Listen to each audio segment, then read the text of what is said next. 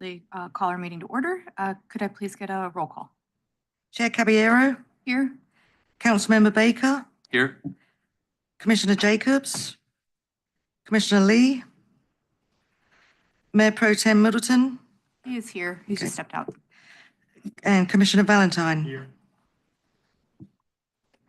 Thank you. Does anyone have any announcements? No, I just want to welcome a new county commissioner, Commissioner Valentine, and then Commissioner Lee, who will be joining us as well. Welcome to Joint City County Planning. And we get to do some good, cool things in here. Thank you for that warm welcome. Welcome. And then next up, I have approval of minutes from December 4th. Do I have a motion for that, for approval? Move to approve. Can I get a second, please? Second. Thank you. All in favor? Aye. Any opposed? Thank you. Motion carries. And then next up is any city or county manager priority items. Good morning, Madam Chair and members of the commission. This is Aaron Miles with the City Attorney's Office. We have no priority items today. Curtis Massey from the County Attorney's Office, none from the County Manager today. Thank you so much. Thank you so much. And then next up, we have election of officers. As is our custom, the chair will roll over to the county and the vice chair will roll over to the city. Could I please have a motion to elect, right? Is that the right thing? Commissioner Jacobs as chair. Is that, am I doing this right? Yep, okay. I'm kidding. For JCCPC. So move. Okay, Second. thank you. All in favor? Aye. Any opposed? Thank you. Welcome, Chair Jacobs. Do I just hand it over to her now? How we do voice? Yeah, okay. So we're going to switch. Oh, okay. Or you can do the vice. All right, okay. Can we just sit here? You can still sit. Yeah, we Okay. can just sit here. All right, well, I don't really want to Okay. be with the gavel anymore. Thank you. Go ahead. Okay, It's just slide it over the line to her. okay. Can I see that? Mhm. Thank you. And I would now entertain a motion for election of vice chair of JCCPC. Madam Chair, I nominate Councilmember Nate Baker as vice chair for the city. Do I have a second? Second. All those in favor, please say aye. Aye. Any opposed? And the motion is unanimously approved. Next item is TC 24000003 Statutory Development Agreement, UDO Text Amendment. And we have Robin Schultz here, the principal planner and arborist. Thank you. Thank you. Yeah, I am not assistant director just yet, or hopefully anytime soon. So TC 240003 is a privately initiated text amendment which seeks to provide further flexibility within statutory development agreements. It's going to propose a change to UDO section 3.26, which would allow applicants to propose changes to section 8.3, tree protection and tree coverage through the statutory development agreement process. This text amendment is associated with zoning map change Z2400027 page corners, which will also include a statutory development agreement. The applicants are here to answer any questions right over here. And that concludes staff's summary. Thank you. Questions from JCCPC members about this proposed amendment?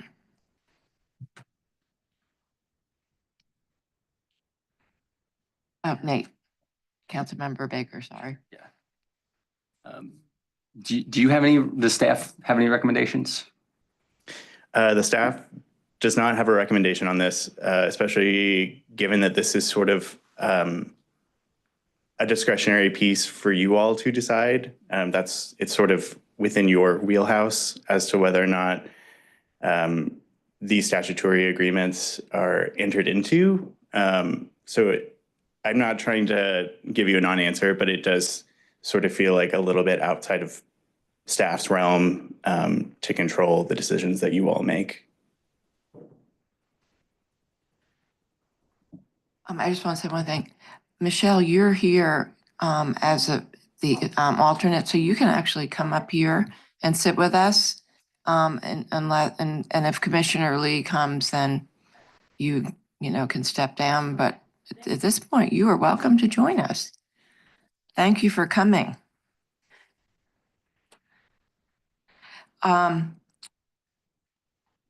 you. Sorry about that interruption. Did you have any follow-up related to that? We're just on question. Yeah, we're just on questions right now. Any other questions related? Yes, Commissioner Valentine. Thank you for that Mhm. summary. So just as a follow-on, so this action has no relevance to the planning factor in the work that you do on a daily basis? No, not for me. But generally, no, because it's also going to be, these are only agreements which go through you all, right? So it has to be entered into between the county and the city and the applicant. That negotiation is between the two of you. However, you all want to decide between tree coverage, et cetera, is ultimately that decision. If this were a text amendment to alter a different part of the UDO, right? So if it were to change the tree coverage section or something along those lines, then I would say yes. But given that staff can provide input when those statutory development agreements are entered into, right? So like if we thought that the request was inappropriate or something along those lines, we could do it at that point. That sort of provides the sort of fail safe, right?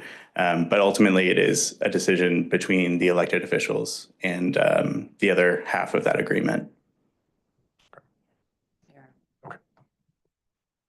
So I'll add that, statutory development agreement, the whole idea behind it is there are community benefits, and in trade for those community benefits, there are other things that can be negotiated.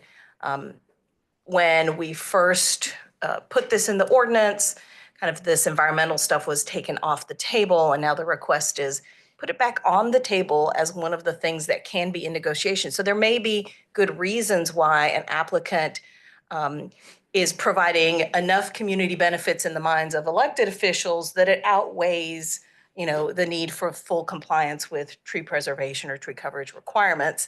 And so the ask is to allow that conversation to happen at the elected official level. Any other questions or comments at this point? Yes.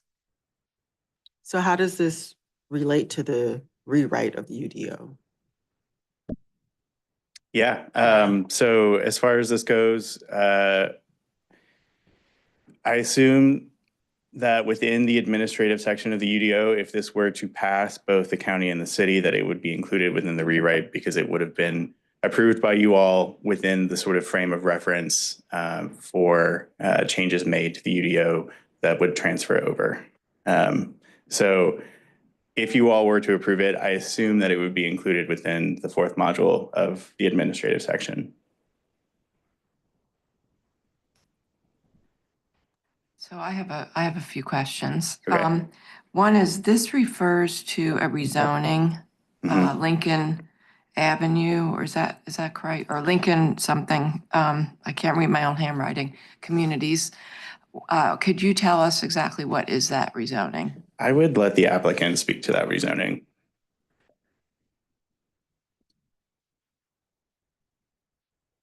Good morning, City Council members, commissioners. My name is Patrick Biker with Morningstar Law Group. Happy New Year. Hope you all had a great holiday break. Tim Sivers and I have been working with a affordable housing developer based in California named Lincoln Avenue Communities. Their proposal for a site at the corner of Page and Chin Page Road is for 160 affordable housing units, multifamily units, that'd be located on 7.6 acres. The project will be financed with a 4% low-income housing tax credit if we're fortunate enough to receive approval. Therefore, all 160 units will be have rents at 60% AMI or below.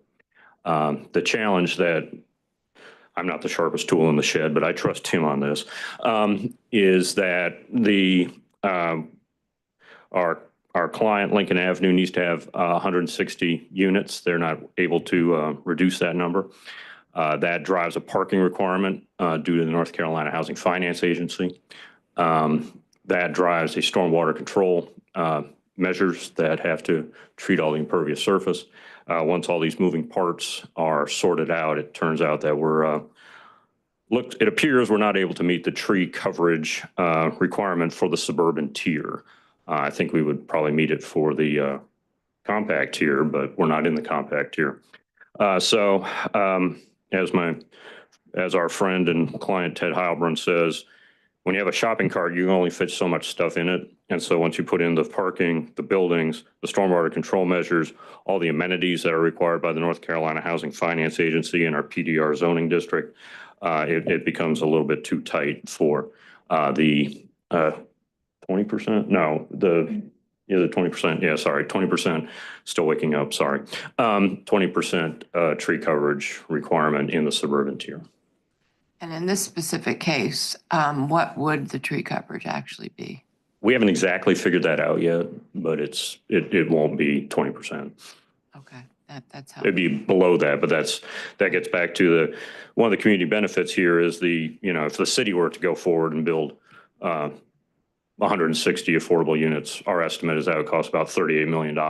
So our client is willing to put that forward as a community benefit in exchange for a reduction, hopefully not a significant reduction, but a reduction in the tree coverage requirement. Okay, thank you.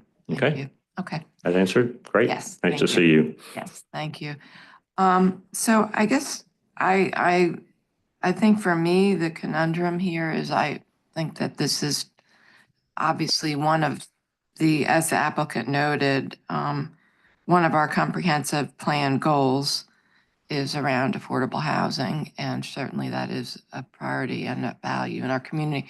But I also want to lift up other parts of the comprehensive land use plan that specifically address policies related to tree coverage, heat island effect, stormwater runoff, equitable tree coverage. So I think that's the challenge here. We explicitly have, I went through the comp plan. There were policy 85, 94, 95, 96, all addressing those areas. And I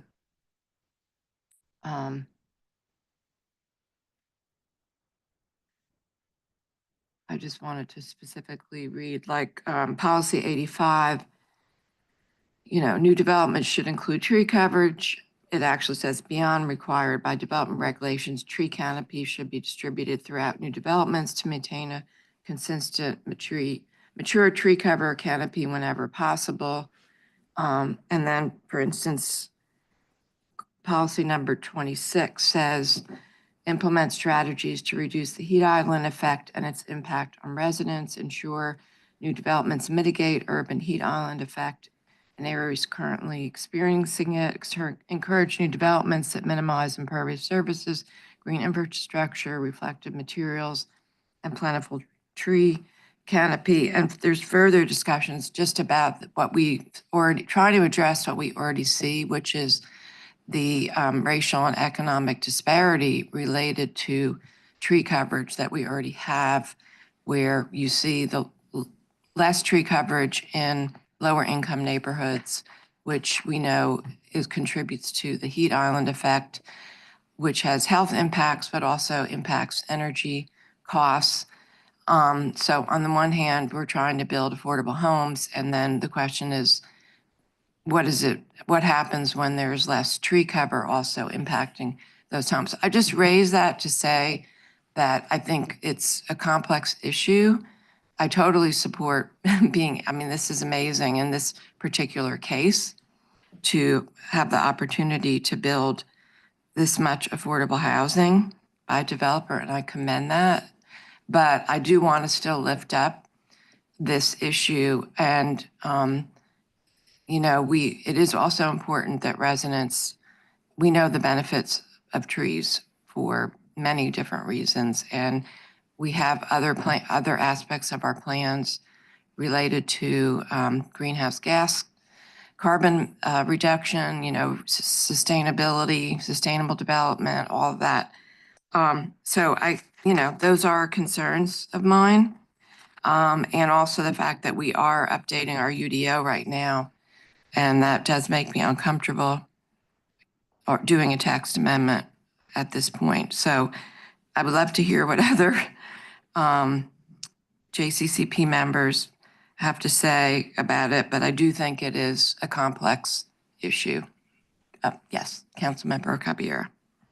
Thank you. Good morning, everyone.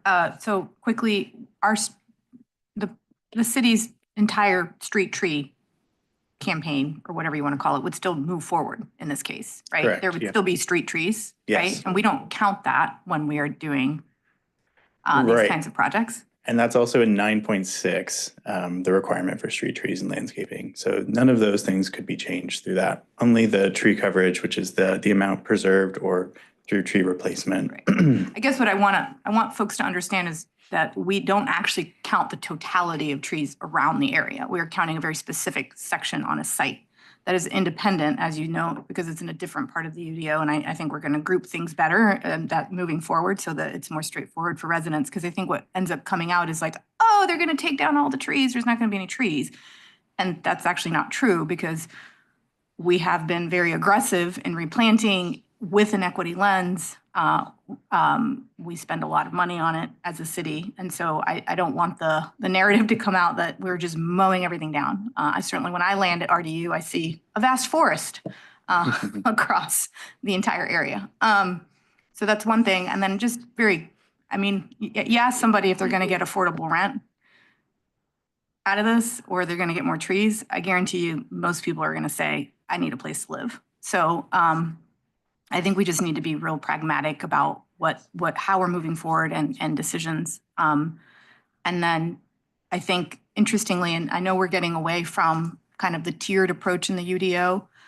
The applicant mentioned, if they were in the compact tier versus a suburban tier, this would probably not even be an issue. And so moving forward, how do we not get in our own way when it comes to affordable housing? Yeah. So I think that's what I want to know, and that's what I want to see. And I think I've been pretty consistent about that with the UDO rewrite. I don't want our own barriers. Like there's so many things, like the parking requirement that comes from the North Carolina Housing Agency, right? There's already all these barriers that are not self-inflicted. I do not want there to be self-inflicted barriers to affordable housing. And so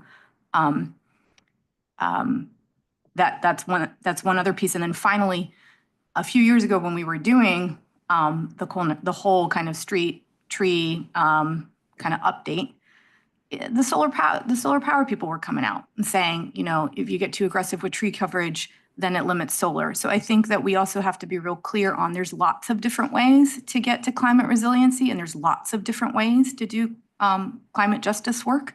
And so, yes, trees are important. I love them.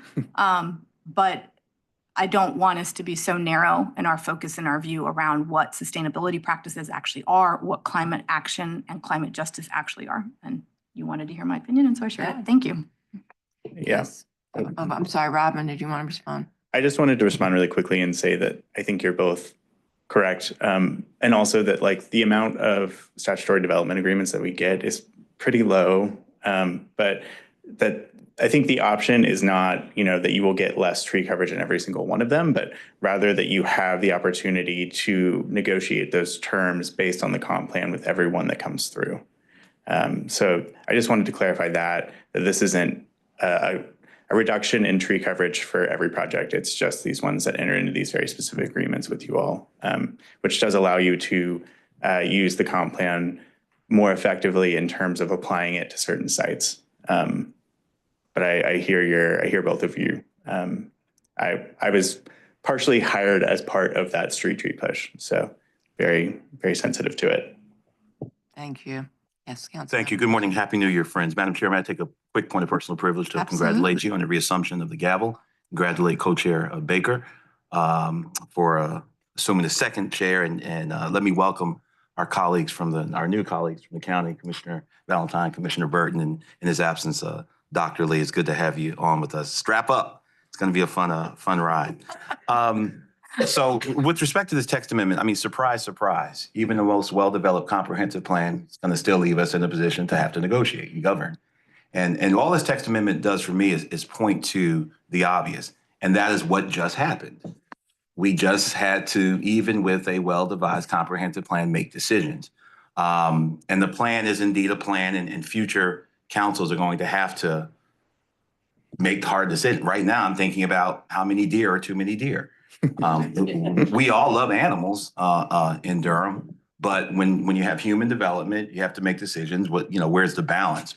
So for me, I'm a big fan of legislative discretion and being able to have debate and take things on a case-by-case basis. And I think all this text amendment does is codify what we already do, and that is to legislate and debate and take things on a case-by-case basis. I'm very sensitive to the issues of tree coverage and the damage that's been done to low-income and neighborhoods of color historically with respect to trees. I'm also sensitive with respect to Councilmember Caballero's comments about needing a place to live. Those tensions will never go away. I don't care how great a comprehensive plan we write, that will ever be before us, and we will ever be called to make those decisions. And the text amendment that allows us to look at things on a case-by-case basis, I think just lends itself to what we're already doing. It just affirms what we've been called to do in the first place. So I have no issues with this text amendment. Thank you, Madam Chair. And congratulations again. Thank you. Any other comments? Yes, go ahead. Yeah, I agree. I'm also a big fan of the legislative discretion that we have. And I love this tool, the Statutory Development Agreement tool. I think it's a great tool. I want to do anything to make it easier to use, to encourage people to use it and developers to use it.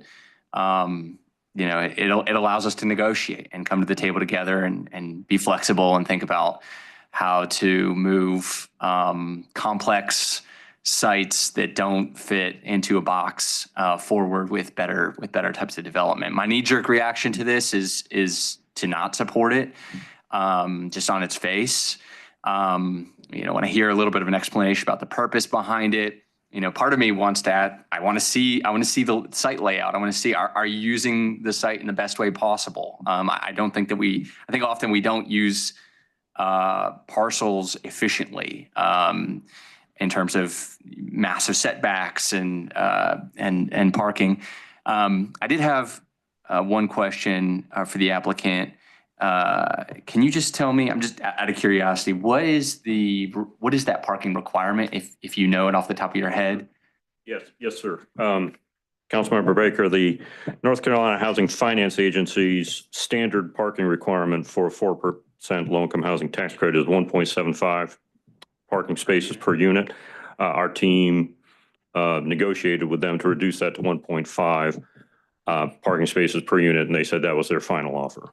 So we did reduce it from what's the published standard, but that was the best we could do. And then, of course, that parking area drives and the building drives the SCMs, which again take up a lot of space. 15-20% of the site is SCMs. Yeah, so I think I'll just say I just need to study this a little bit more and take a closer look. Sometimes I worry about giving ourselves more power to waive requirements and standards. I worry about us overusing that. I don't think, as was mentioned, we don't use statutory development agreements very often. So I think added flexibility doesn't hurt. So I'm certainly open to this proposal. I'd also just echo, I was under the impression that we were not going to entertain amendments to the Unified Development Ordinance, but it's good to know that we are. Thank you. Yeah, and just to speak briefly on that, we are not initiating them from a staff level perspective unless there's something sort of dire in the meantime, but we cannot restrict the ability for folks to privately initiate them. But yeah. Yes, a quick follow-up. Yeah, I just want to associate myself with Councilmember Baker's comments. I feel his reticence about this, and my comfort is that were it to say that you can just change it, that'd be one thing. But I think that one of the things that's necessary in negotiation is you have to hear what they're proposing. to the point of negotiating. The fact that it's still subject to our approval is what gives me comfort, and that I can certainly listen to them, and we can certainly exercise if a governing body is so minded to be orthodox in terms of what the tree coverage is and not grant any leeway, that we still retain that. I think the ability to listen doesn't do any violence to tree protection or our ability to still maintain orthodoxy however we see it. But I do share council members' concern and reticence, but I think the language protects us from, developers running amok of our tree coverage protection. Thank you. Thank you. I appreciate the conversation, the policy level conversation that we've had here this morning. And do you need any further direction from us at this point? Nope. So they'll follow the sort of general text amendment process. They'll hold neighborhood meetings, go to planning commission prior to going before you again. So you do have some time to ponder and do your research and all that sort of fun stuff before it comes before you. Okay, thank you. And yeah, my final comment, I mean, this is something that is really going to be coming more, let's face it, for the city council as a legislative body than for the Board of County Commissioners.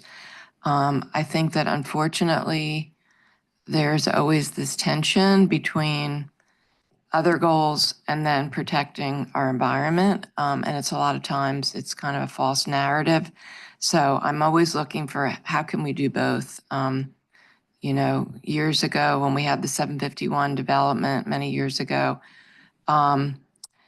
it was, well, it's going to create jobs. So it's okay that we're going to possibly impact the Jordan Lake watershed because it's worth it for the jobs.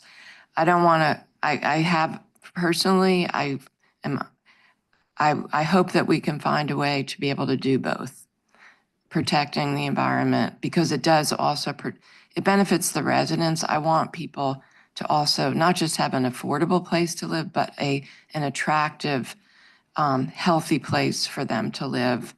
And it does also impact their energy costs too, on the one hand, right? So we want them to have affordable rent, but also, affordable energy bills. So in other words, and this again will come into the legislative body, we'll have that ability to weigh those things, and negotiate with the developer. But I just want to make sure, I just want to say that I hope that we will keep fighting for all of those things at the same time. So thank you.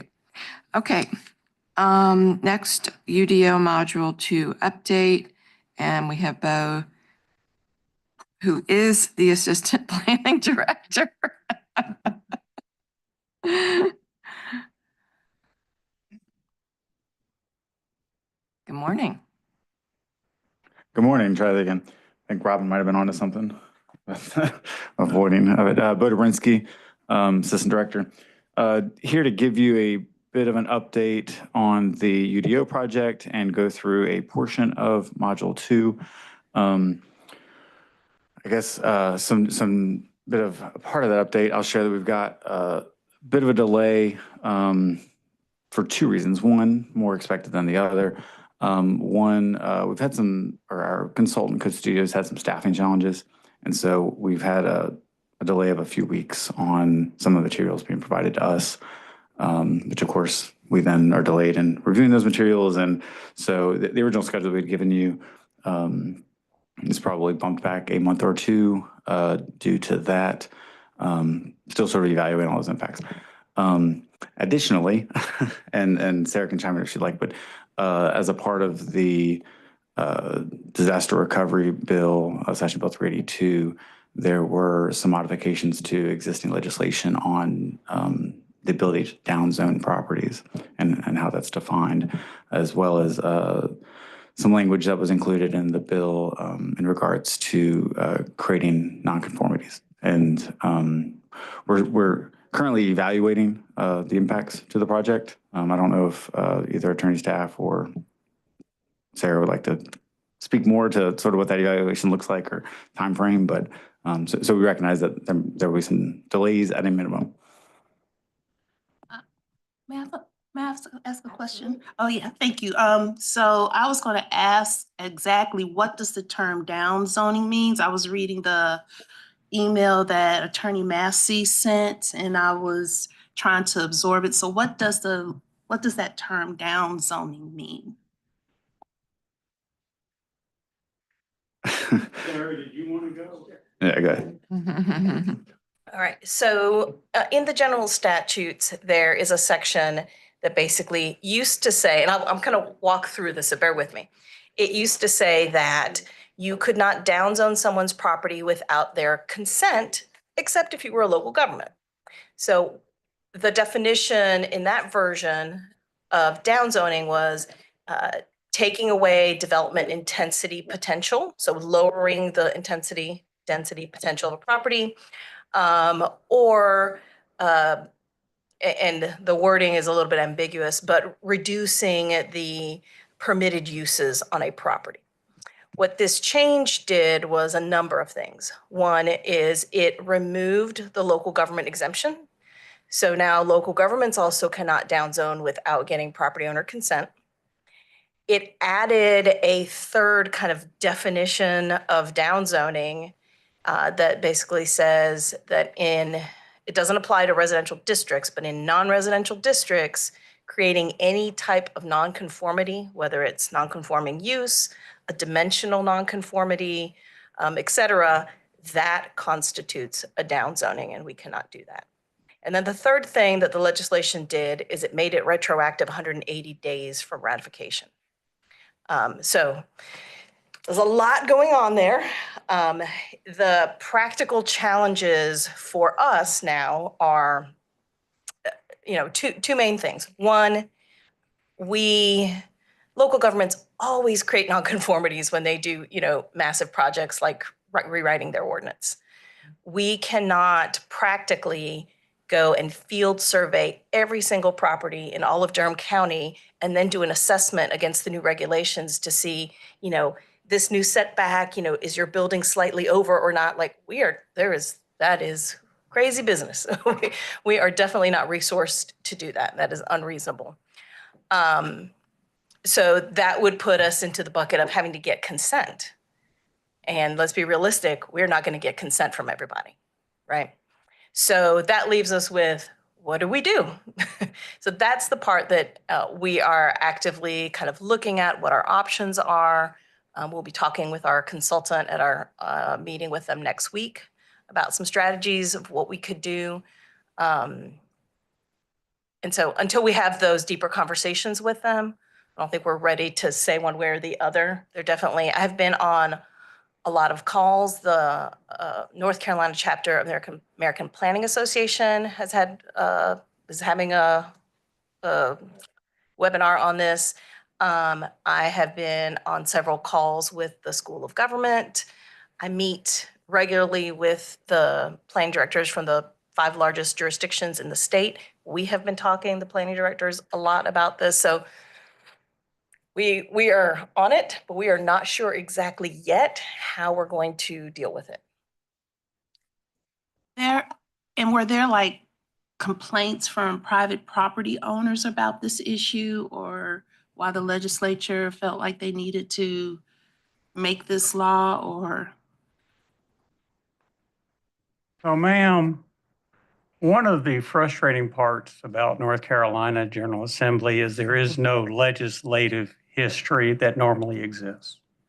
This amendment showed up in a conference committee the night before the bill was sent out to be voted on, along with a lot of other things. Yeah, it vastly exceeded size from what it had been. So exactly what drove the train, there's no record. But it happened very quickly. I'm sure people have ideas as to why it was added. And that's fine. But there's no official record as to why.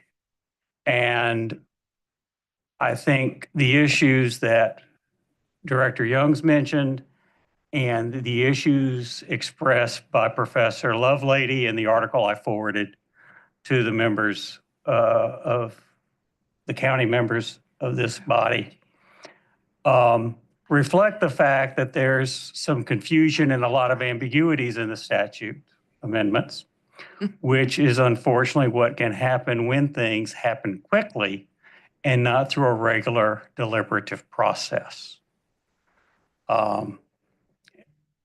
So I don't think we can specifically say, but there is, to my understanding from Director Young and others, that a lot of folks see problems with what has happened, that perhaps what was done was not fully intended nor wise. But what will come and change or not is uncertain at this point. As I was reading it and I was thinking, oh, this can cause a lot of problems. So thank you so much for explaining. Thank you. And I just didn't know if anyone also maybe had an update on any possible fixes to this, because regarding some of the unintended consequences that were not known. Do we know any status of that, Mayor Pro Tem? Did I raise my hand? Thank you, Madam. Just very quick. Thank you so much, Commissioner, for your questions. Yeah, this very quickly. I'm the president of the North Carolina League of Municipalities, and the work is going on, and we believe there may be a legislative fix. I'm certainly not going to read any tea leaves or forecast anything that this legislature will do, but conversations are going. I think. To Councilor's point, there has been some recognition on both sides of the aisle that this may have been a little too far, and that there are some implications that folk did not fully think through. So we're hopeful that at the state level and at the league level that there may be a legislative fix. When, I do not know, but conversations are ongoing. So stay tuned. But as for now, it is enforced. The law is a law, but we'll see what happens in coming weeks. Thank you. Thank you. And thank you for any of your efforts in that regard. And I just say to the developers and development attorneys in the room, we'd love to have your help on this, because there are other voices that may be heard more loudly than some of ours on this issue. Yes, go ahead. Thank you. As legislative agendas start getting crafted for both the county and the city and our lobbyists, if we could be real aligned on those asks in reference to this, that would be my one ask. Thank you. Yes, thank you. So, and just specifically, is there any specific proposed language at this point that we should be aware of that's circulating statewide that is there anything that specific? From what I've seen, I have not seen any specifically proposed language. I'm working with the North Carolina Bar Association, planning attorneys across the state. I've spoken with the NCLM as well, and there's not specific language at this time. I think there are just these conversations are happening on what that legislative path would be, if any, to get any amendments through this next session. So we're both the county and the city have lobbyists, and that is a great avenue to use to get on the legislative floor and start pushing those conversations on the local government level, as well as any organizations that you all are on boards on is a great way to get that out there, so that this message is clear as to why this is damning for local governments, not just in Durham, but across the state. Just wanted to make a little comment on this. I don't think the legislature is unfamiliar with negatively impacting communities. The irony here is that this is also negatively impacting the development community, and so I think that message needs to be conveyed loud and clear to the GOP majority on the state legislature. Is developers are being negatively impacted because local communities cannot streamline their regulations in ways that reduce barriers to development, in ways that improve that process. So I think that message needs to be conveyed loud and clear. Absolutely. Yes, Sheriff, and everyone here is spot on. At the risk of sounding somewhat presumptuous, I don't think this is going to get fixed by the normal kind of legislative machinations we do. They already know. They're hearing, the conversations are going on literally right now. So, you know, the efforts and that we use our lobbyists for, we can focus on other things on our agenda, because this matter is probably not going to be fixed via those normal, because it's already being talked about and they know. So I just want to put that out there. But everything that's been said here is spot on. Those messages have been conveyed, they're being conveyed right now. They've been received and they're feeling the effects of it already. Sometimes allowing folk to keep face publicly and not making it a public facing kind of discussion can better serve our goals sometimes in our end. So this may be one of those situations. So, but I appreciate all the comments. Thank you. Okay, Bo, I'll let you continue. As someone that lives in this world every day, I appreciate all those comments. As we are evaluating, we are reviewing internally, and subsequently we'll be sharing out with the community for additional feedback. These pieces of the second module. These are the second module. To remind you, is sort of the general development regulations. This first piece I'm just going to go through with you is signs. In subsequent meetings, we'll go over pedestrian and bicycle mobility, vehicle access and parking, transitions, which is essentially what we call buffers today, fences and walls, which is obviously related, and then just landscaping in general, development standards. But today we're just going to go over signs. I'm not going to go into detail. What I'll try and do is just highlight what's different than today's ordinance. Obviously, we've got plenty of time this morning, so please feel free to stop and ask any questions or make any comments as you see fit. Yeah, just first page, sign definition, sort of standard administrative language, substantially similar to today's provisions. One highlight that I do want to note, and it was in the written materials, the new sign ordinances are district-based rather than use-based. This will make it easier to administer, but also just makes a little bit more sense in terms of how we want to regulate signage and sort of what we appear. We want the place types to go with the districts, and the districts to subsequently go to all the standards, including signs. So. Another sort of new change here, there's additional language about maintenance of signs in terms of upkeep. That's new. It's really the only change here that's impactful. Non-conforming signage regulations. This also includes sort of off-premise signs that is mostly geared towards existing billboards that we've got on the highways. There's some corresponding state rules about that. Signs allowed in the right-of-way. One of the things that this section has done is sort of in an effort to comply with the Reed Gilbert case that we've talked before, and there's that talks about not being able, or it being illegal for a jurisdiction to regulate signage based on the content. This is a First Amendment issue, and so a lot of the changes that you've seen or that you'll see in this text really get at us only regulating signs based on location and size rather than types of signs or particular uses. So that also speaks to why we would go to the district approach. If you look at off-premise signs, so you'll see some more simplification and sort of recombination of some of the categories if you compare today's ordinance to this proposed.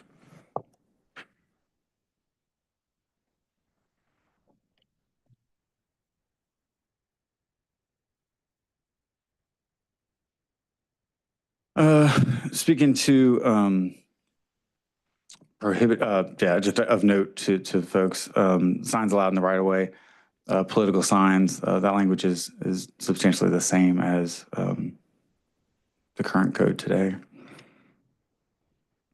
Prohibited signs, still prohibiting temporary signs such as like wind blown and some of the more common ones that we see that are typical violations today that our zoning enforcement folks spend a lot of time with. You'll see as this is a draft, there's some things that are highlighted in yellow that will be modifying. It's either referencing districts that don't exist anymore or referencing other sections of the code that are yet to be written. So that's really the purpose there.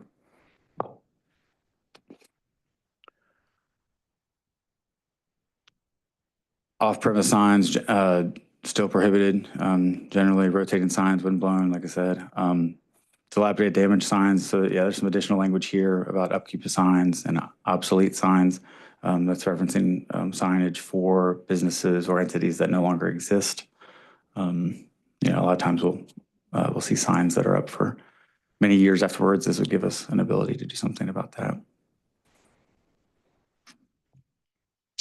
These are the signs requiring sign permits. So this is the general framework for issuing permits for signs. One of the bigger differences is our current ordinance. We've got a sign type called pylon sign. That's no longer a permitted type. Obviously prohibiting pole signs as well.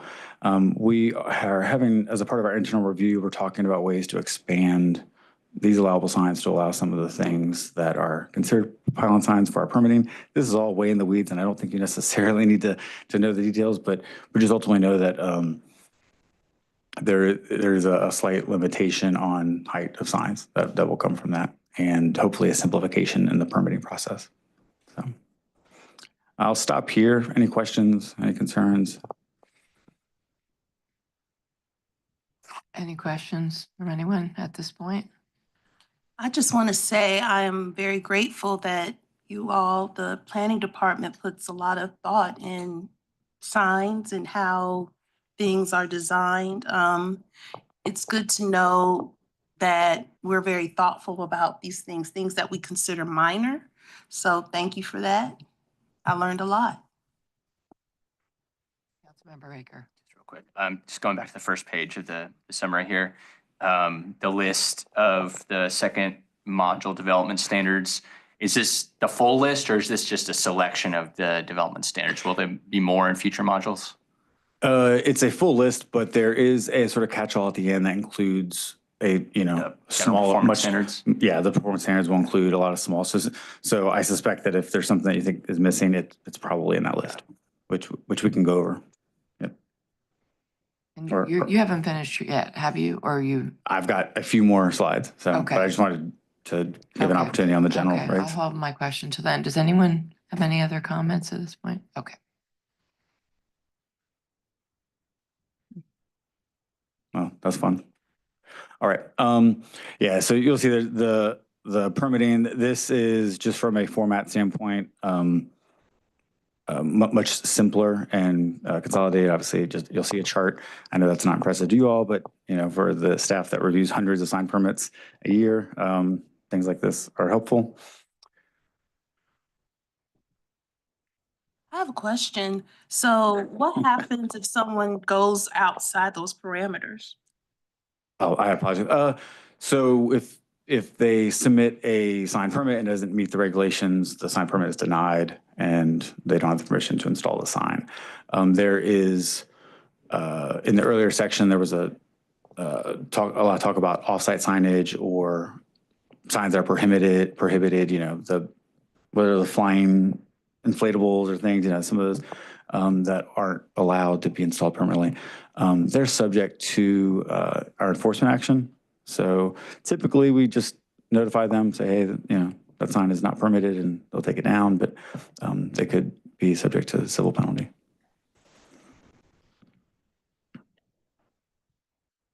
I guess I'll go back to the slide and just say two other changes. This does allow what is called a crown sign. This is sort of a large wall sign for a taller building. Same is true with a roof sign. It allows roof signs for buildings of 4 stories or more. So that it's a little more giving, a little more progressive in terms of larger buildings. Again, we expect the development of taller buildings, and so sign ordinance is trying to anticipate. This is a slight modification, but in terms of the area, substantially similar. The area of sign permitted. Same here with wall sign. This is similar language, just in a cleaner format, and probably at least updated diagrams being shown. Here is a bracket sign. That's a new sign type, as well as the monument sign. That's an old, or an entrance sign. It's an old sign type for residential subdivision entries. Here's the monument sign.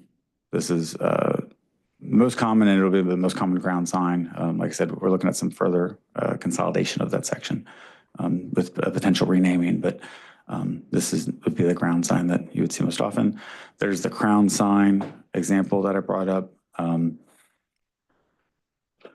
This is a version of the wall sign that's obviously permitted today that you see, but it with additional area being permitted, it's just giving additional flexibility. Marquee signs limited to fewer districts, your more intense commercial districts. It's a sign type that's allowed today. Suspended sign, obviously, if you walk around downtown or 9th Street, you see versions of this. Just of note, there are subsequent approvals that may be required for some of the signs you see, potentially a license agreement if it's located in the public right-of-way. As mentioned, roof sign, sort of opening that up as an option more often.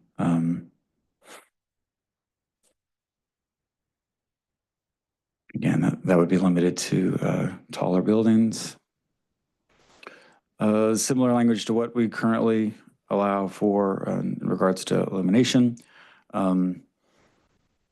Section here on flags, we currently have the UDO, and as you've heard us say a lot the last few months, the current UDO has standards in multiple sections.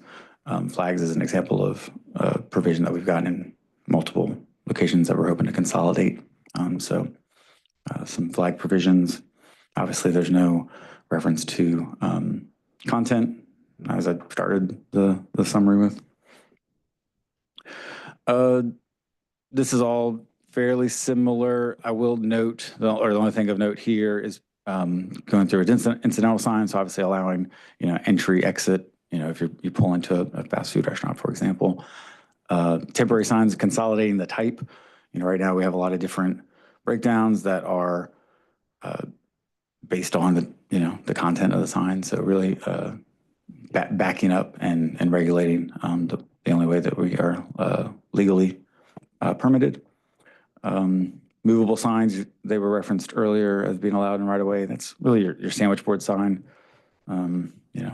Assuming that there's room on the sidewalk, an allowance for that sign to be located temporarily in the right of way when a business is open.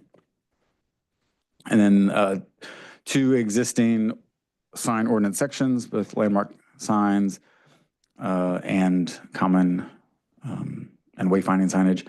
Common signage plans and wayfinding signage plans, these are for developments with multiple businesses.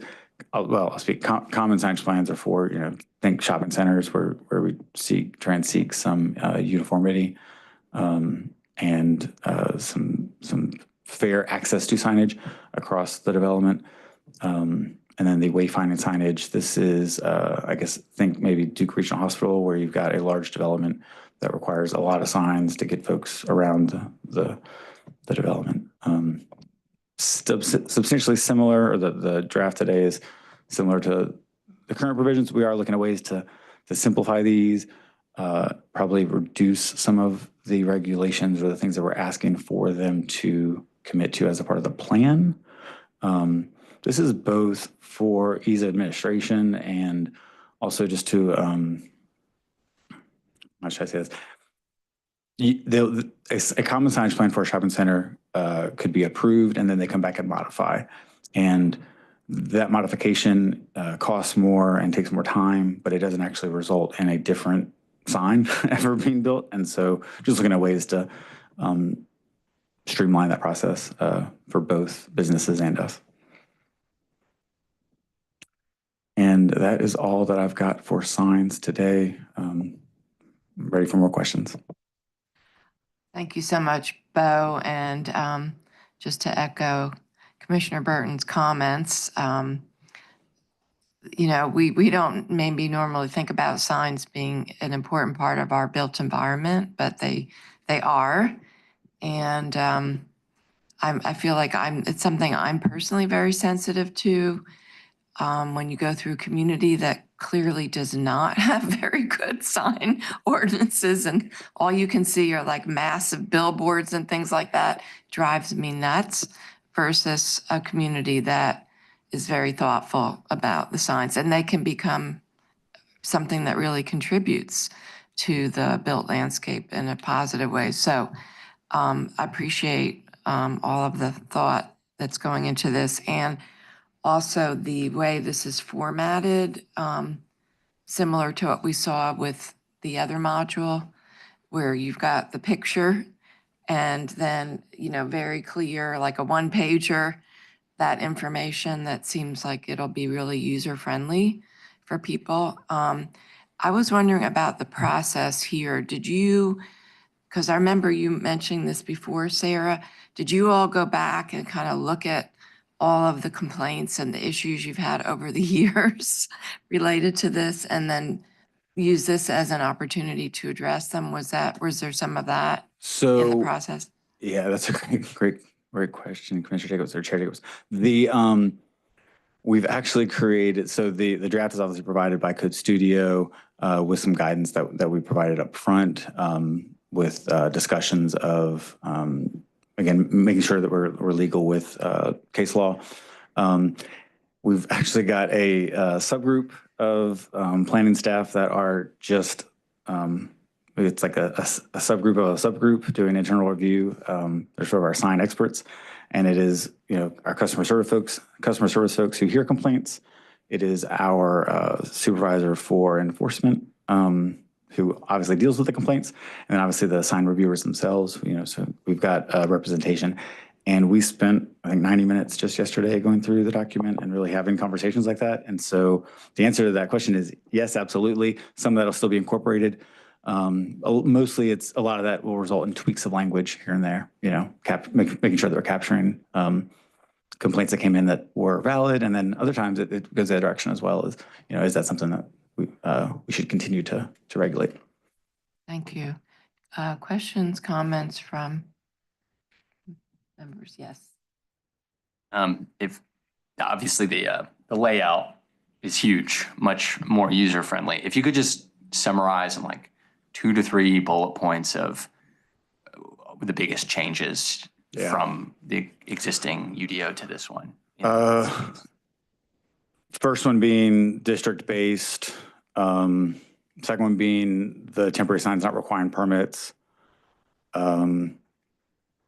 Consolidation. I would just say that's a really, really big one. Some of the changes in order to meet case law standards have some impacts on some of the carved out temporary signs that we had. And so to summarize, I would say that there are some types that wouldn't be allowed any longer, and there are other types that would be more permissive. But I would, maybe that bullet point would be, you know, compliance with case law. Anyone else? Yes. My question might not be specific to signage, but can someone speak to the general nature of the engagement regarding the UDO rewrite? That's important to me. Oddly enough, I have read about this in a social media feed about the community being involved in this process. And so what's that looking like right now? Can I say yes, we will answer that. Can we finish up with any sign questions if there are any, and then move on to that? Because that's Absolutely. I think it'll be more than one question on that. We'll circle back to that. Yes, Commissioner Bird.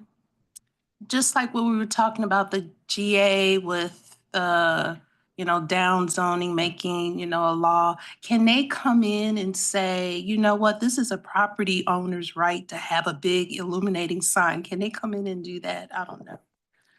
Commissioner Burton, this is a great example of a section of proposed changes that would seem fairly innocuous that we really couldn't touch because we would most likely be creating nonconformities throughout the jurisdiction. So this is just an example. Obviously, there's hundreds of other regulations, but not knowing, we currently do not know what signs are out there at every business or every entity, and their size and their location. And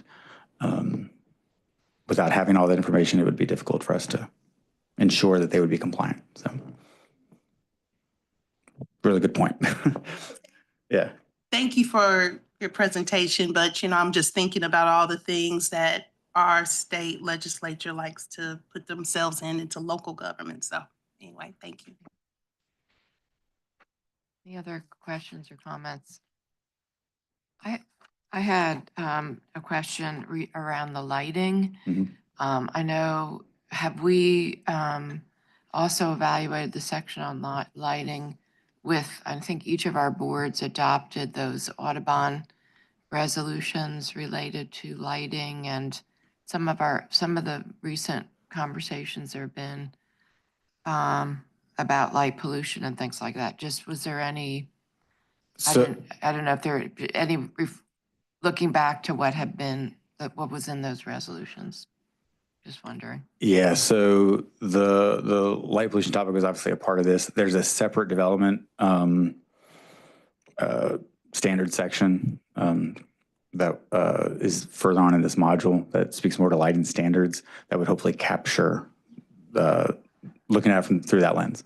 So they should work in concert, but most of I think that topic would be covered in that subsequent lighting section. Okay, thank you. Yes. Thank you. I know that that's a module coming. When we get there, I'd be interested, as y'all are doing research, about what would it take to be considered a dark sky city, and how we move forward. Thank you. Appreciate that. And so related to that, I guess that was my question. Like, would any of the signs be negatively impacting our ability to be a dark sky city or anything? Yeah, that's something we can evaluate. Yeah. If you all could just look at that, yeah. Okay, and so we'll circle back to the question about engagement, because there was something mentioned actually in this item around engagement, and there was some data that was attached to it. Yes. So Lisa Miller put together an engagement summary for the engagement that was conducted for that first module. That was in your packet.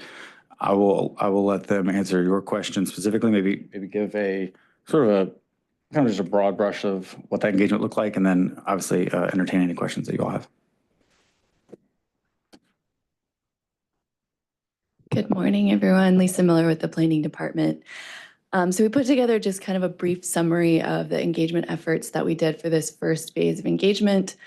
As you all know, having seen the material as it's been brought to you, there's a whole lot in just kind of introducing new districts, introducing those being mapped out. And so a lot of our efforts with this first round of engagement, we're focused on sharing that information and answering questions with folks, trying to find out what are additional kinds of questions that folks have that we need to focus on, additional education and opportunities for input throughout the rest of the engagement and the project. So the summary that's included as an attachment in the agenda item initially includes just kind of a list of the different ways that we engaged. One of the things that was a big effort that came from our planning director's experience with the last UDO update or creation was going and sending out postcards to all of the properties within the city and county, trying to just get more people notified that the project was happening. Another big part of the effort to help with project awareness and just kind of education about what the UDO is, how it connects to implementation of the comprehensive plan work that we've been doing, is our work with Tawana Allen, who she's managing the Engagement Ambassadors Program, But she also has spent a whole bunch of the last year going to different events, particularly in historically marginalized communities, folks who don't necessarily engage with local government as often, bringing information about the project to them, recruiting ambassadors, letting them know about the engagement events that we have. So there are also within that summary kind of a list of different common things that came up in engagement. I'm happy to, try and talk about any of those if folks have questions on them. There's a few that, seem like there's some pretty straightforward changes that could be made to how some of the districts are mapped in the initial new zoning map, assuming that the project kind of continues forward. So there's definitely some questions about how the impacts on the project with the new legislation impact what we can, how our engagement will look and what we'll be doing going forward. But I'm happy to answer specific questions. I mentioned in the summary that we will have an additional summary of the first phase of engagement ambassador work coming from Tawana. I do have some just kind of summary points from her that I can share if there's additional questions on that. Because of the nature of the technical information that this is, getting that work kind of up to speed took a little bit longer so that we could work with ambassadors and make sure that they were comfortable talking with folks about this work. So there's additional sessions going on with the engagement ambassadors this month still. Thank you. Commissioner Valentine, did you have any other questions? No, thank you. Okay. Anyone else have questions or comments about the engagement data that's in attachment B? I just want to say I attended one of the events. It was at Parkwood, and it was really informative to sit and listen to the planning staff, and it was a nice crowd there. So I just want to say thank you all for all your hard work in trying to educate the community around the UDO changes. So kudos to y'all. Thank you. Anyone else? I appreciated the summary of the feedback that you provided and also the demographic data. I look forward to seeing the data from the engagement work because when I looked at the information about the respondents from the in-person and the survey, some areas were really well covered in terms of the years that people had been Durham residents. It was very kind of surprising equal. how spread some of the things were. I think that was very balanced, and also income levels also. Yeah. But I think you could see the disparity related to the racial, Yep, absolutely. predominantly. And that's flipped with the engagement ambassador work. Right. Yep.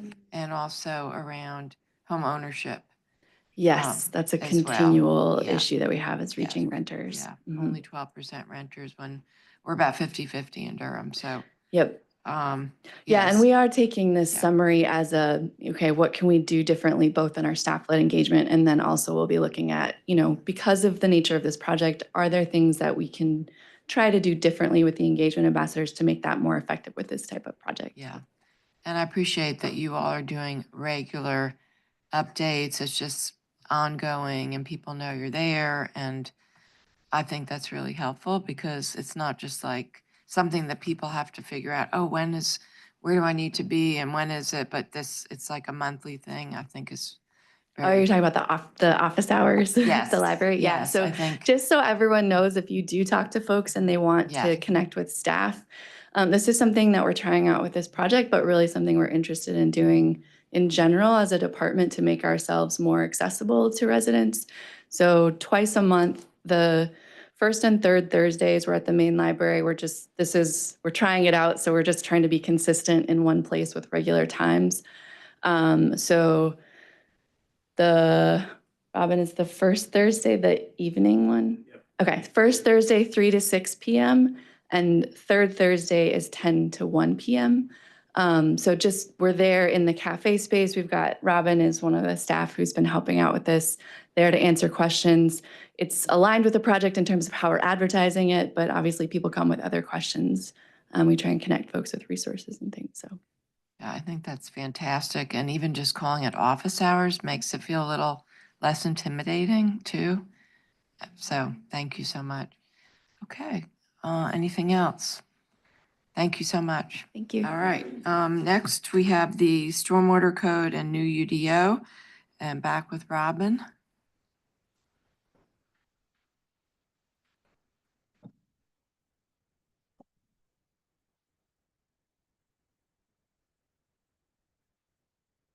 Perfect. All right. We did receive a request from you all to sort of discuss different codes which are external to the UDO, which may affect development. So as part of this, especially when we're starting to think about the new UDO, thinking about stormwater is obviously a very a pivotal component. So I did just want to give like a brief overview of how stormwater works. I'll also say that Jennifer Buzzen is here from the Stormwater Department. So if you have very technical questions, she will be much better at answering them than I will. But we will do our best. It's okay. All right. So stormwater regulation, why? Obviously, there's runoff, et cetera, all of the reasons that we think about stormwater, but additionally, the Clean Water Act regulates any discharge into US waterways.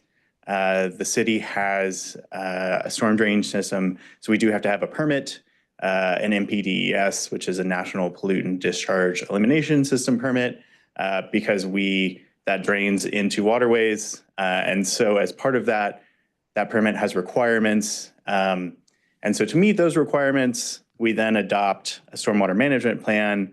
And within that plan, we denote how we're going to meet those requirements. So that includes things like water quality monitoring, public outreach and engagement. And the most germane to this discussion is going to be the post-runoff controls. And so as part of that, the city then adopts or updates the city code to ensure compliance with that adopted stormwater management plan. And then through that, it's implemented by Public Works through the reference guide for development. But also we maintain the Unified Development Ordinance within planning, which has some stormwater provisions. We also, have the riparian buffer protections. There are some pervious surface restrictions. Obviously, density plays a role in how stormwater is regulated, those sorts of things. Whereas in the reference guide for development is more, how is it designed? How does the math work? All that sort of fun engineer stuff. Okay. And so when we're thinking about stormwater, it's easier to divide it into two different branches, right? So you're going to have your stormwater quantity on the left, and that's in green. And so that generally refers to the amount of runoff or the volume, right?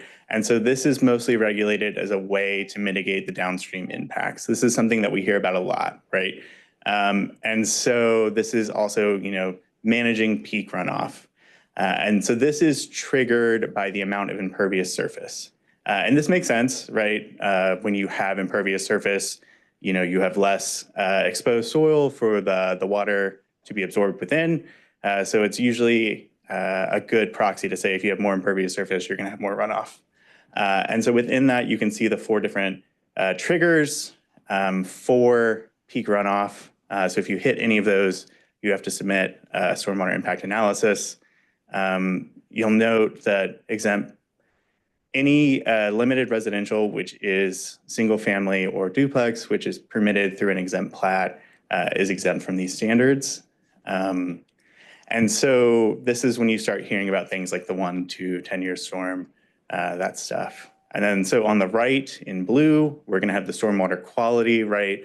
So this is how do we protect those receiving waters from total suspended solids, nitrogen, phosphorus, bacteria. How are we controlling for pollutants, essentially, right? And so this is triggered by land disturbance. So usually the more land you disturb, the more likelihood of receiving waters, having more of those contaminants. And so it's further delineated within that between limited residential and multifamily again. But also, there are thresholds for disturbance that are dependent upon the applicable basin. So the Jordan, the Falls, the Lower Neuse. And so I have that little definition there. again, but just to go over it, limited residential essentially means anything that's single family or a duplex or recreational development. And then multifamily or other essentially refers to any sort of more intense residential use. So anything that goes beyond a duplex. So if you're thinking townhomes, triplexes, quadplexes, apartments, all of that, you're going to be subject. Industrial, obviously, institutional, commercial, all of that. One thing that I wanted to note too is that you may be subject to one or the other, but often you're subject to both. But there is the possibility that you're only you need to provide an SIA to show that you're only meeting the standards for quantity or quality. And so what is an SIA? You've probably heard this a lot. It's a stormwater impact analysis. So if you meet any of those thresholds, then you do have to provide an engineered analysis. It does need to be provided by a PE, which is a professional engineer, and it essentially determines, whether stormwater control measures are going to be required, as well as providing any of the required calculations, making sure that the water quality and water quantity standards are being met. An SIA doesn't always result in SEM. If you can show through those calculations that it's not required because of the scope of your project, then that is also a potential result. Okay. So as we're thinking through new UDO, stormwater, all this sort of fun stuff, so there are two sort of potential implications. One is that we might be getting less diverse development. So if you use the exempt plating process, you are exempt from providing an SIA. And so applicants right now, let's say that you have one lot, you do an exempt plat to make 3 fee simple homes. None of those are required to provide an SIA. However, if you have that same parcel and you're going to build a triplex, which is just 3 units within one structure without individual lot lines, then you will have to provide an SIA. Where that starts getting a little tricky in terms of like incentives is that an SIA can add tens of thousands of dollars to a project. It is an engineered analysis. And so it can get a little complex, right? And so additionally, I did want to note that it's not just stormwater, right? Tri and quadplexes were also required to be constructed under the commercial building code until recently. So the addition of firewalls and those construction practices are also more expensive. And there's less ongoing maintenance associated with fee simple development. You construct a house, you sell it, you get your return, you're out. Not always the same case for multifamily, right? Different market. And so sort of getting into another potential is, the comprehensive plan has asked us to densify within the urban growth boundary as a policy decision. So as part of that, the new UDO is in this current proposal indicating a possibility for smaller lot sizes, more compact development through the RD2 option, right? So this could actually further increase exempt platting and create more fee simple home development, right? Which was then exempt because exempt plats are exempt from SIA requirements. So it could lead to more untreated impervious, so driveways, patios, primary structure and ADU, building footprints, all of that. But some of that may actually be more impervious than what would have been constructed if it had been a tri or a quadplex, right? Because we're thinking, like, let's say that each one of those lots has a driveway and a patio and et cetera. It might be less than the potential of like one driveway for a quad, et cetera, all those sorts of things. But obviously it's complex and this is potential, right? All of which is to say the scope of this memo is just to sort of discuss stormwater regulation. It is not to fault the stormwater code in any way, shape, or form. It's also not within the scope of this memo to propose any changes. Any sort of change to the stormwater code is going to require way more analysis to ensure that we're still meeting the MPDES permit, receiving the appropriate approvals from the Environmental Management Commission, and making sure that, if we are potentially causing increases in runoff and water quality standards, that we're not furthering it through, making the wrong choices through these sort of policy decisions. And just to be completely transparent,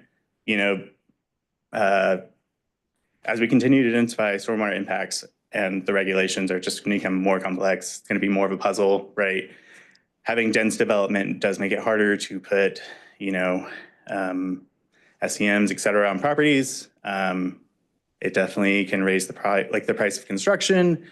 There are all these things that we have to consider, but obviously we don't want more flooding impacts either. We're seeing increased storm events, both in terms of frequency and intensity. There are a lot of things to consider. So all of which is to say, this memo is not intended to propose any changes, just to sort of go through how development is sort of playing out through both the UDO and the stormwater ordinance. And that's it for me. Thank you so much, Robin. Councilmember Caballero. Thank you for that. That was really, really helpful. And, I think kind of to my previous comment, I want, there are things that are beyond our control locally, but that the barriers to densifying, the barriers to supply aren't self-inflicted. And so as we move forward, if there's other things, this is outside of the UDO, I think folks think it lives there and it doesn't. It's a complete separate department from planning. I think a lot of folks think it's all together and it's not. If there's anything else within our processes around development that's not just planning, that it can come forward, so that if we're doing the UDO, we're doing all of it.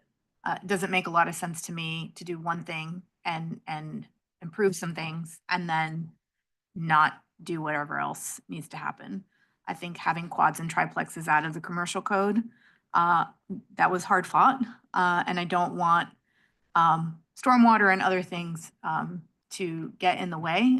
To Councilmember Baker's point, how you build, where you put your thing on your building envelope matters. There's lots of ways, again, to be sustainable. I would say a triplex and a quad is often better. You can be more efficient with material use. You can be more efficient with sewer connection, plumbing, so many things, then that does actually affect the cost of a house, which then the consumer, ultimately goes to the consumer. So thank you for bringing this forward, and please provide us direction on what we do need to do next. So this is a great first step. Thank you. Got it. Any other comments, questions? Yes, go ahead. I guess just to that point, can we anticipate some recommendations coming out of this? I think that would require coordinating with the stormwater division. I know that it would potentially require some budgeting requests from my initial conversations with them around, making sure that staff is available for the analysis, et cetera. So I don't know about the future of what this directives look like. If this is something that you're interested in, we can definitely pursue it. But I don't want to speak on behalf of stormwater. But Sarah and I can follow up. Okay, yeah, if we can just get some follow-up, because obviously a lot of work was put into this. So if there are potential avenues to make recommendations, I think that'd be useful to know. Anyone else? Yeah, Mayor Pro Tem. Thank you, Madam Chair, and thank colleagues for a great discussion. So this just further kind of contours for me the decision-making universe in which we operate, because I've always said that even when we say no to a development, we're saying yes to something.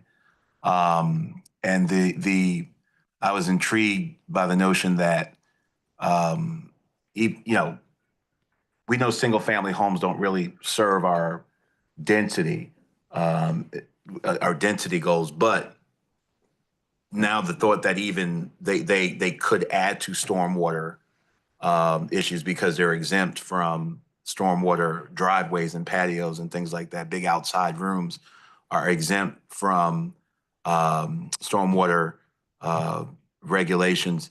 It just further deepens, the things we need to bring to considering when we're looking at developments and approving development. So this is really helpful to me. It was really, and again, state exemptions for plats always has to be something that's in the front of our mind when we're making these decisions. So not really a question, just a comment or editorial on just how much further, how deep the decision-making matrix is when we're looking at how we're growing our city and growing our environment. So yeah, thank you. Thank you, Madam Chair. Thank you. So I have a number of kind of questions.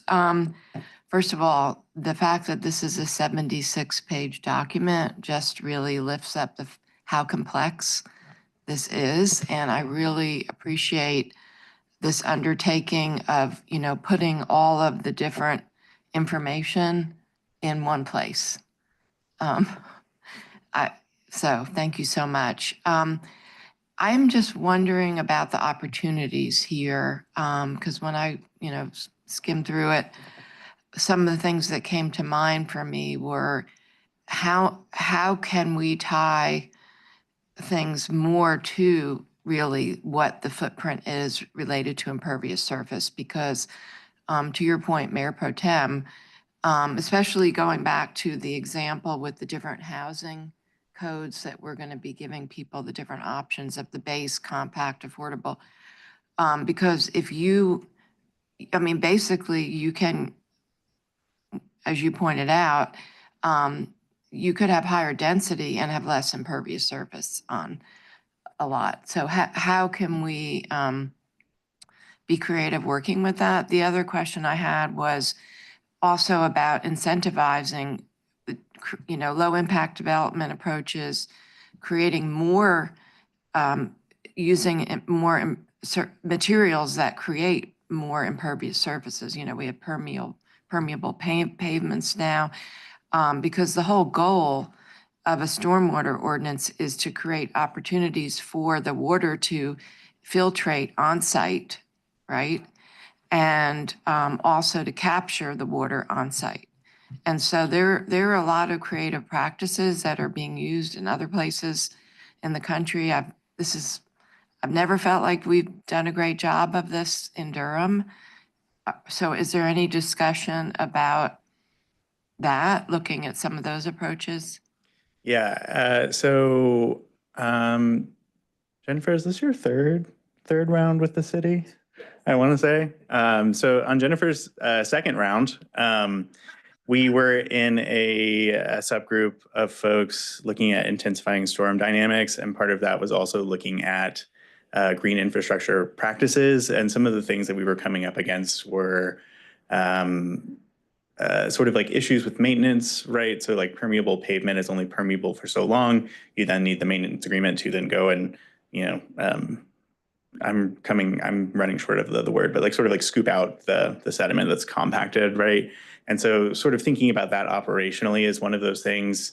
There are certain, statutory requirements for capture, et cetera, that have to be adopted. I may be getting out of my depth a little bit here. Do you want to?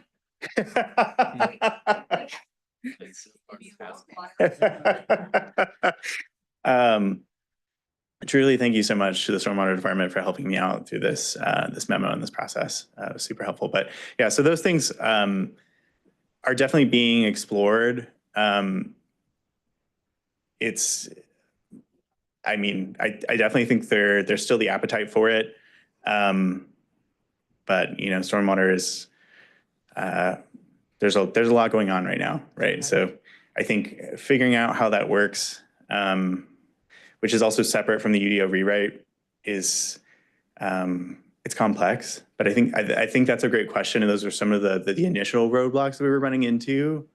As far as your first question about thinking differently about how we maybe treat like impervious or the thresholds or things like that, I think that is an apt description of the problem. And so that sort of gets into this sort of piece around further analysis, right? Because I guess what we don't want to do is, as non-engineers, put something in that maybe unintentionally increases the runoff impacts.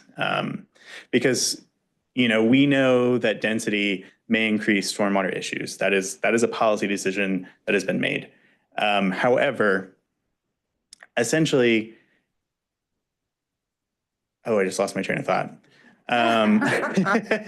If y'all could ask easier questions, that would be really great. Okay. Well, what about density linked to footprint, though? Density linked to footprint. Yes. Okay. Yes. So thinking about that, I think is definitely something that we want to consider. And I know it's one of those things too, in terms of like thinking about statutory requirements, et cetera.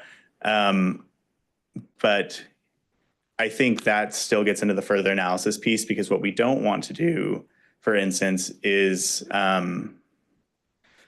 inadvertently subject certain things to stormwater and not others, right? And that's sort of that's the piece that's kind of difficult. And the way that it's doing it right now is through the use between limited residential and essentially everything else, right? And so the difference in footprint is coming up there. And so I think one of the things that seems sort of like low-hanging fruit or really easy is like, oh, let's just move those two things within the limited residential, right? But I don't think that necessarily, without further analysis, can be conclusively said to like get at what we're trying to get to, because it still may be that we have the same issues, right? That people are still exempt platting for all of the other reasons, et cetera. So there's a lot. And I think maybe I'm talking in circles. No, I mean, I think that's what this is all about, is just really getting into exploring all of this. And I appreciate what you're doing, Sarah.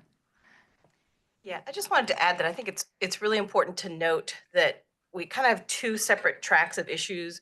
One is this infill kind of small scale through an exempt plat process. And the other is, large subdivisions. Those, even if they're all single family, they're going through the SIA process, they're going to have SCM. So I don't want people getting the wrong idea that we have an entire brand new subdivisions that are exempt and causing these issues. So this is really kind of our worst case scenarios are really actually about infill, which is, we've said is something that we want, and we want the core to densify more. And so how do we make that easier? So we may need to look at when those things are exempt from these types of standards, are there other things that we can do that don't add excessive burden or cost, because we don't want to disincentivize, but will give us some sense of, okay, we're not creating further stormwater problems. And so looking at impervious, looking at things like that, there may be some things that on a large scale don't work in terms of quality, but on small kind of infill, something, that homeowners can easily maintain and keep up with, and it just looks and feels like someone's, normal property. What type of opportunities exist like that? So I think those are things that we need to look at. And those two tracks need to be dealt with separately. And whether or not additional things move from one track to the other, I think also will play a role into then how do we deal with it so we're not making things worse inadvertently, like Robin said. And I just want to add, there's one category that I didn't see any discussion, really too much discussion here about soil. And I just also wonder about the role that can play.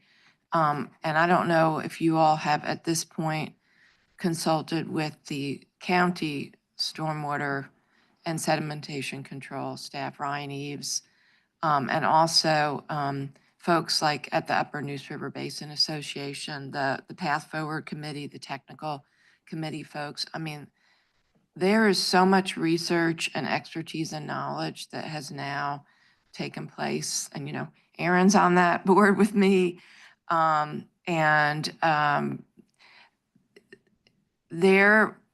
so much that has been learned from all of its, the 10 years of research really related to how you can manage the role of soil. And I didn't see, we know the complexity, for instance, in Durham, we have a lot of Triassic soils, but also the practices, the development practices around removing topsoil or compacting soil.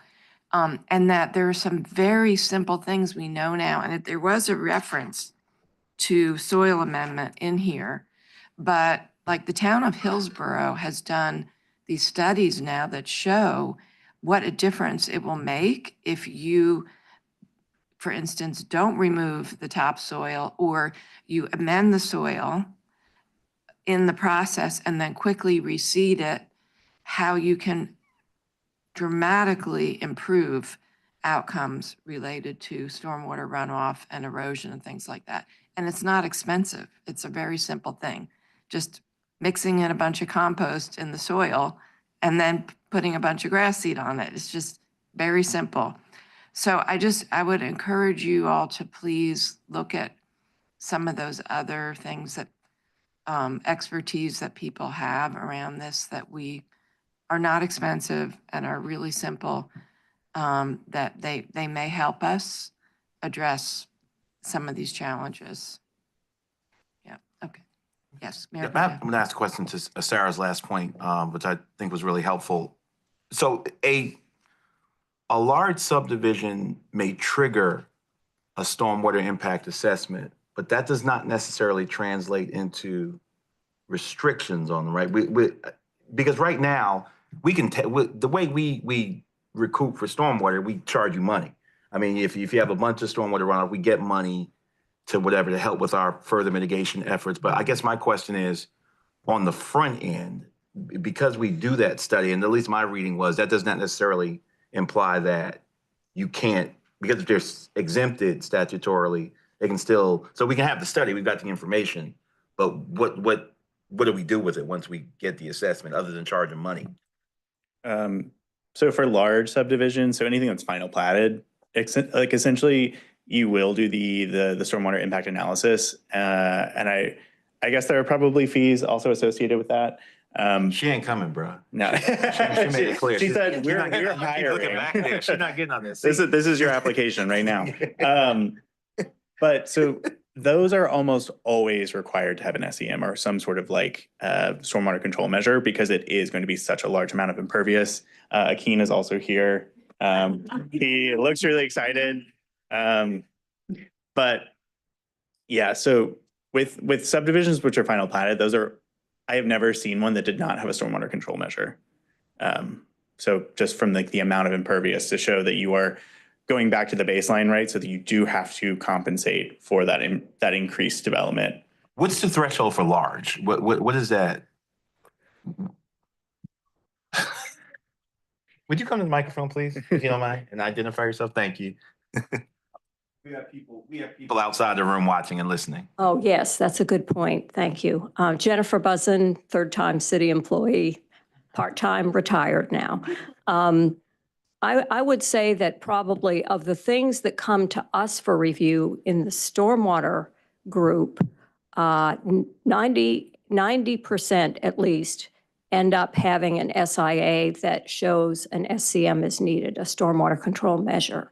Now, there are, as you know, part of this whole exercise is looking at things that are exempted, and the exempted things would not come to us for review. So we don't really have a handle on how much that is, but those are smaller things. But anything that's doing much of anything is going to end up having a stormwater control measure. Thank you. Thanks for coming up too. Councilmember, yes. Thank you. I just briefly wanted to say thank you to staff in every department, because it was a lot of work, and I hope that we have some good information moving forward. And I liked what Director Young about what you said about, you know, is there different, basically tiered approaches to solve for it, and if there are things that stormwater needs, I hope they ask for it, because I don't want to pass a UDO and then there be other barriers. Thank you. And just to clarify, had you up to this point worked with the county staff on this at this point? Oh, for county stormwater? Yeah. No. I mean, we have worked with Brian Eves a good bit when we passed those previous amendments sort of aimed at erosion control and tree preservation, and part of that was trying to preserve soil. But as far as, you know, the request for this memo was like, how does stormwater impact development patterns, or what does that look like? This is not intended to be an audit or an overhaul of the stormwater code by any means, but if that were to be the case, if there were any changes proposed, then we would definitely consult with Ryan Eves and his team.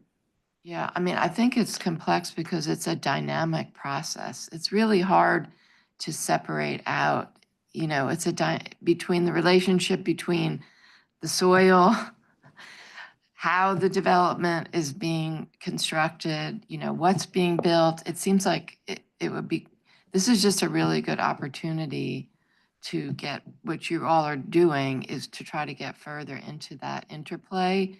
And where are the ways that we can be successful and still achieve our goals? Because at the end of the day, we have to meet the Jordan Lake rules, the Falls Lake rules. We have to meet these, federal standards and all of that. And so whatever we can do to be more creative, to be more successful on all of the interplay of all these things, I think we're just going to be better off. So, and still achieve the goals that we want with the UDO. So, thank you. So I guess you'll come back again at some point. With another 76 pages. Yeah. Is that the plan? It can be. Yeah. You said, okay, well, Director Young, what is your thought on next steps related to this? So I think next steps, we can have some further conversations with Public Works Department and county stormwater staff as well. Ultimately, because those regulations live elsewhere outside the UDO, I think that follow-up would involve those departments kind of taking a lead role in this, but working closely with us. So let us kind of talk, have some additional conversations with them about, I think, the direction-ish that I think we've heard today in terms of, concerns and trying to see what can be done. And maybe we can come back with some recommendations from those two departments as to what might be feasible. But I can't speak for them, so I'm trying to be really kind of cautious and just say that we will have that conversation. Thank you. Okay.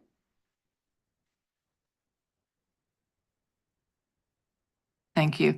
Our next, we are meeting monthly now, correct? Okay, so anything else on our agenda this morning? Seeing none, we are adjourned. Whose idea was it to meet monthly? Just see me after the meeting. I don't need it. Mayor Pro Tem is just through the UDO rewrite adoption, and then we go back to every other. I think I voted for that. All right.